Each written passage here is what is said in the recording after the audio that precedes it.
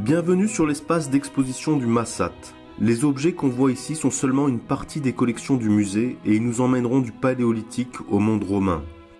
Le témoignage des plus anciens établissements humains paléolithiques en Galice date d'il y a environ 300 000 ans.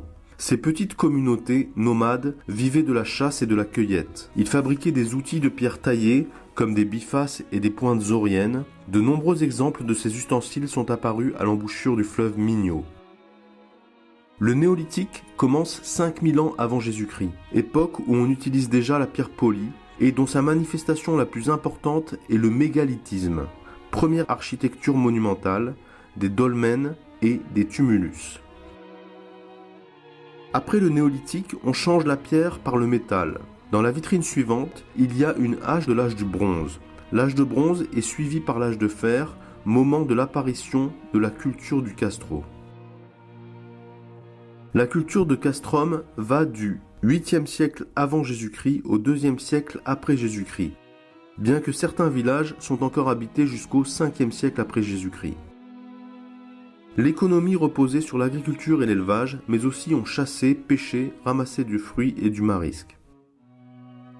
Les forts, malgré les différences de l'un à l'autre en fonction de la zone géographique et le temps, maintiennent un certain nombre de caractéristiques communes. Ils sont délimités par des éléments défensifs tels que les murailles, des fossés et des parapets de terre. Ils sont près des vallées ou orientés vers eux et souvent ils se trouvent dans des endroits avec une bonne visibilité. Sur le panneau, il y a une carte avec les forts les plus importants du nord-ouest de la péninsule ibérique.